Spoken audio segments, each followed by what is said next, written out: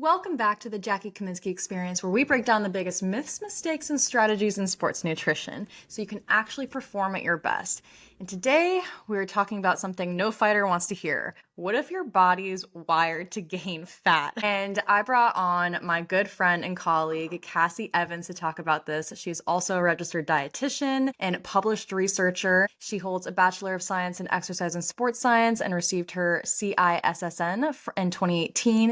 And she's currently pursuing her doctorate in human and sports performance from the Rocky Mountain University of Health Professions. Cassie, thanks so much for joining. Thanks for having me. So I am really interested in talking about the study that you're currently doing for your postdoc. I know it's not done yet, but can you tell us a little bit about, like, obviously what it's entitled, starting the background, and what kind of interested you in going that? So I'm looking at a gene. So there's a genetic component, and they call these things SNPs, or single nucleotide polymorphisms. So basically, like little changes in, I guess, the DNA sequence. There's over 200 SNPs that are correlated with obesity. The one I'm looking at, the FTO one that is nicknamed the obesity gene, just happens to be the most well-researched one and has the strongest correlation with obesity. And so specifically what I'm looking at is kind of its relationship to what we would term dietary behaviors, as well as maybe physical activity, which I'll get into that a little bit more because I think explaining the background might help a little bit. But where I got interested in it was I was helping with a study at Nova. Sarah Naffo was the student at the time that was running the study. And so they were comparing body fat percentage in athletes or recreationally active individuals. So they could be professional athletes or recreationally active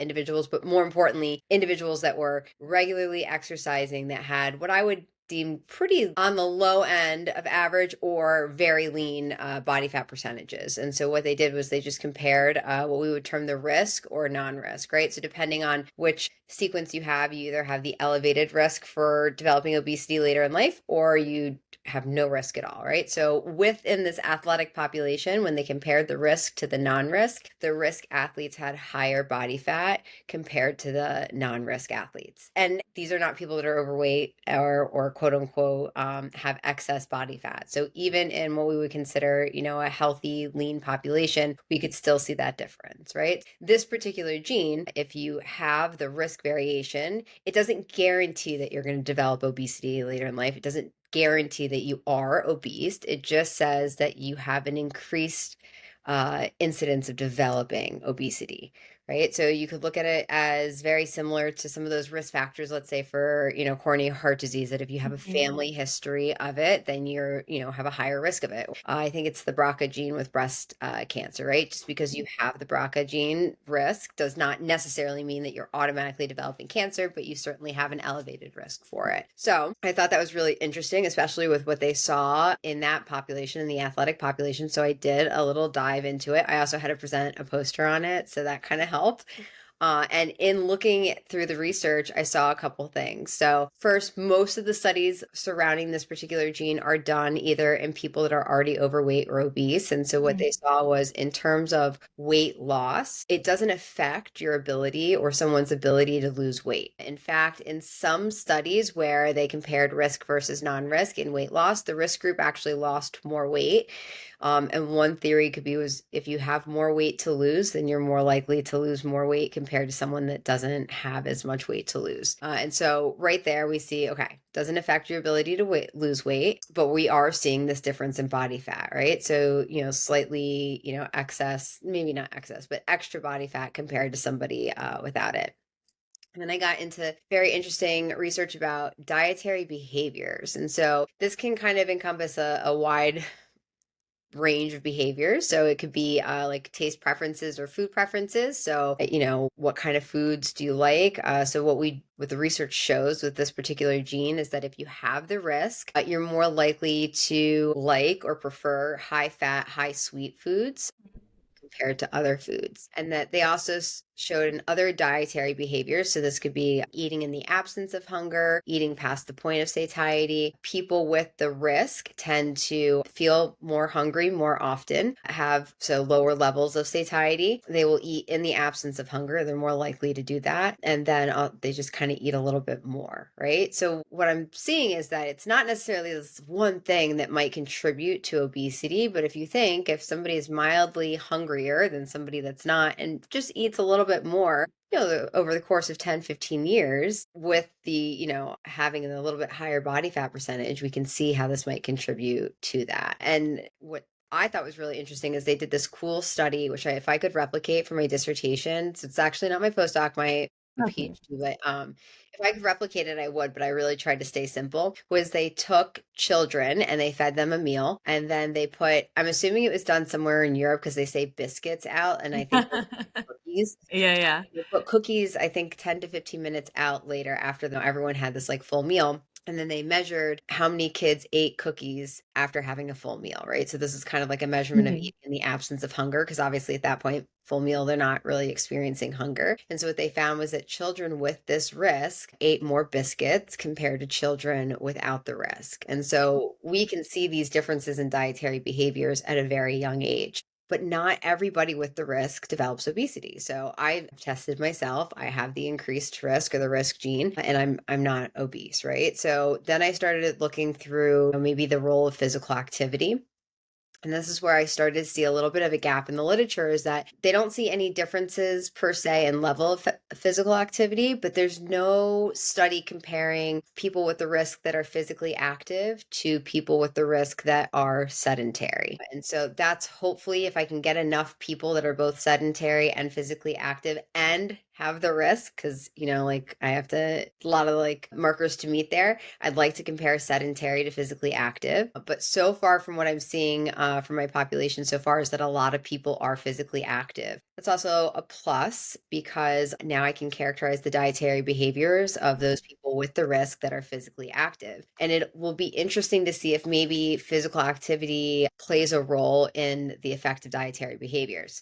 Now, if we shift away for a second from the genetic component of things and we just talk about physical activity, level of physical activity also influences your dietary behaviors, right? There's a lot of different things that can influence dietary behaviors. So what we see is that people that are chronically or regularly engaged in physical activity tend to make healthier choices, right? And we can kind of define healthier as maybe the choice of more nutrient dense foods, less consumption of highly ultra processed foods, and probably more inclined to eat fruits and vegetables, high fiber foods. Now, with people that are not engaged in physical activity and they do what's called like an acute physical program, or maybe like a short-term physical activity intervention of some type, it actually doesn't have the same effect on dietary behaviors. So there really is something about chronically or regularly exercising that affects those dietary behaviors.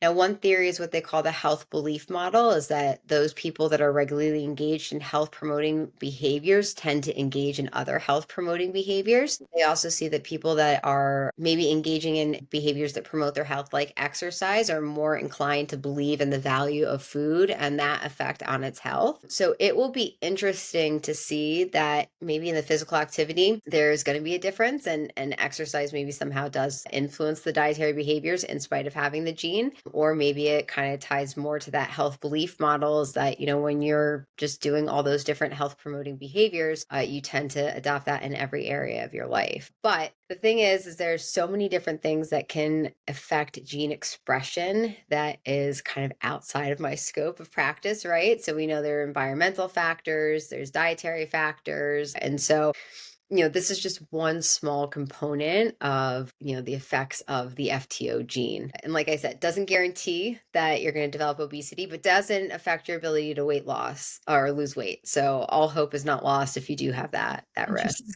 Do you think so, from like what kind of you've seen so far in your research, what you've been able to research from other studies, do you think it's something that is worth athletes or active individuals looking into to because everyone's really interested in biohacking these days, or if they feel like they have a hard time losing weight, or if they want to lower their body fat percentage, is it something that's worth looking into to kind of help give more insight as to the problems they're having, or no? Because you're saying that it doesn't affect their ability to lose weight. Does it have any effect on their metabolism, things like that? So, well, I don't know. There's not too many studies about metabolism per se, because we know that metabolism, obviously, in part, is dictated by your body mass, at least like most majority of your metabolism is. But I guess we could look at it this way. If we look at like the athletic population study, like even in our lean athletes, those athletes were quote unquote lean. They just had higher body fat compared to another athlete without it.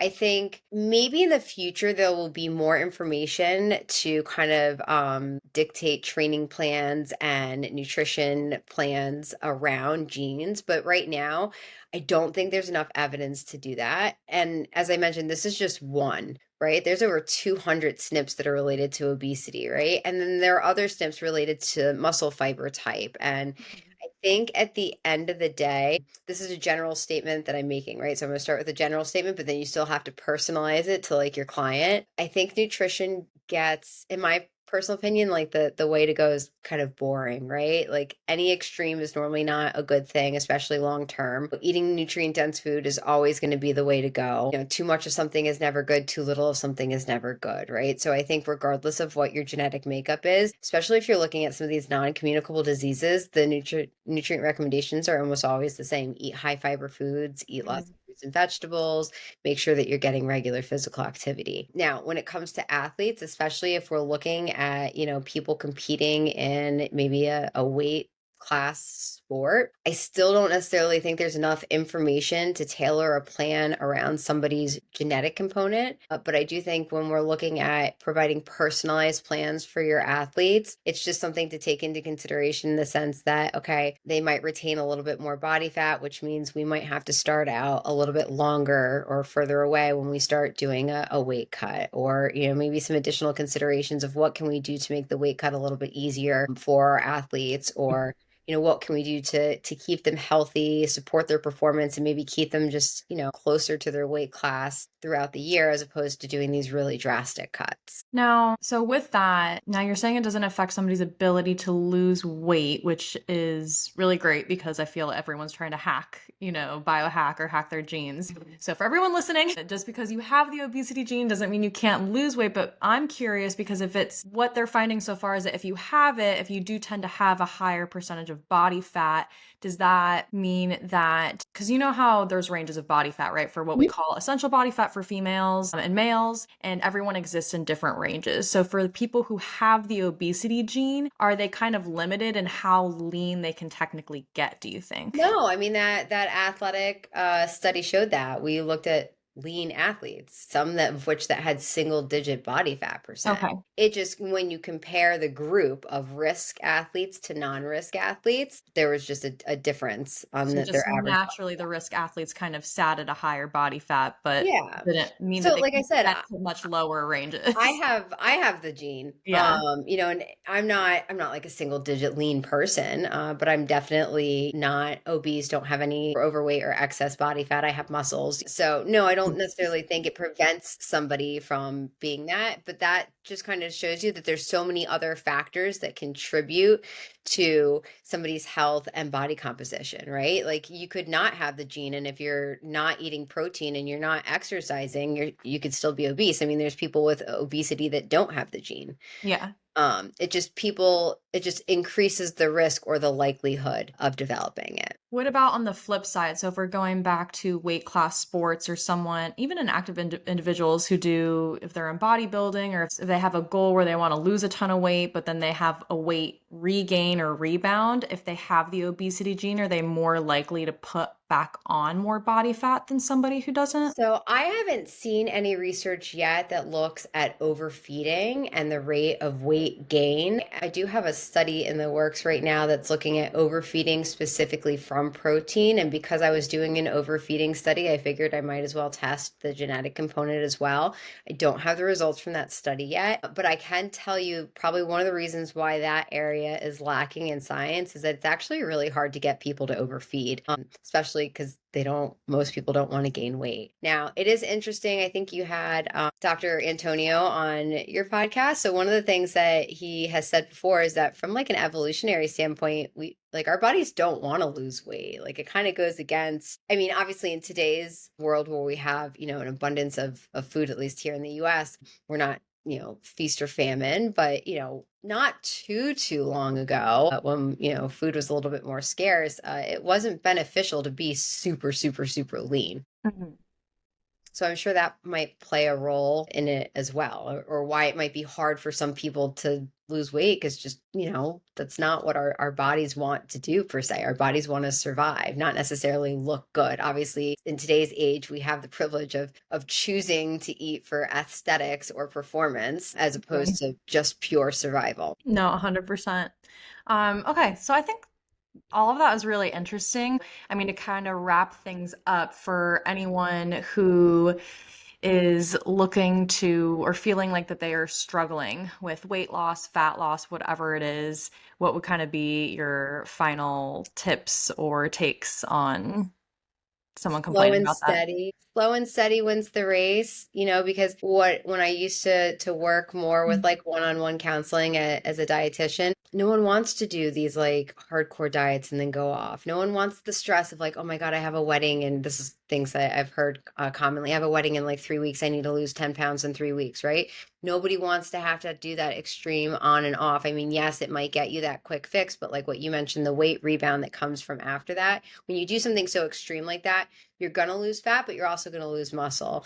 And then when you rapidly regain weight, you gain more fat than muscle, right? So maybe once or twice, not that big of a deal. But over time, if you continually do that and lose muscle and gain more fat than muscle back each time, over time, that's going to affect your body composition, right? And then think mentally and emotionally, that's got to be really exhausting to do. And so what I tell people is that slow and steady is really better. Start with some like very small, manageable changes. Don't starve yourself. It's not going to be beneficial, because interestingly, some of the preliminary results of the data that I have is that cognitive restraint, or the act of actively restricting food in an effort to change your body weight or change your body composition, actually correlates to a higher body fat. And the reason why that is that you can have a lot of cognitive restraint, but once that restraint is gone for a second, people tend to overeat and binge. So I think really trying to think of these like small changes that you can make that you can also sustain, and realize that maybe it takes you a year, 2 years, or 3 years to like hit that weight loss goal that you want, but that's also going to be the more sustainable, long lasting change. And then you don't have to do this, oh my God, I have a wedding in 3 weeks, what am I going to do? You can just kind of be healthy, and you're happier, and you can enjoy more foods and just feel more confident, and overall still get the health goals and probably aesthetic goals as well.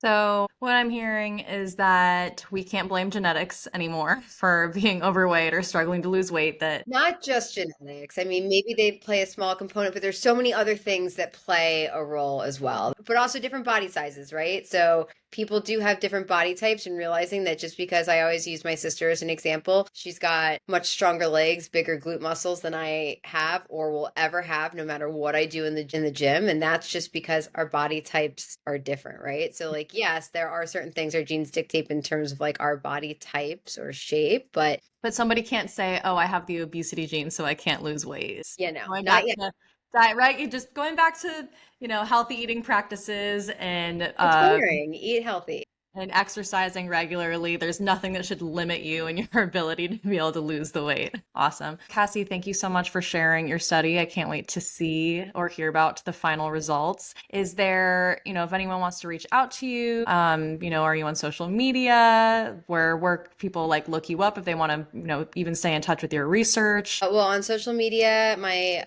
IG handle is CARS0224. Although I'm a little quiet on social media, I'm definitely more of somebody that just likes to scroll. But that would be the best place to reach out. And I will occasionally post stuff about research on that page as well. Okay, awesome. Well, thank you so much for everyone who is listening. Thank you for joining, watching today. Like, share, comment, spread the word that the obesity gene will not make you fat.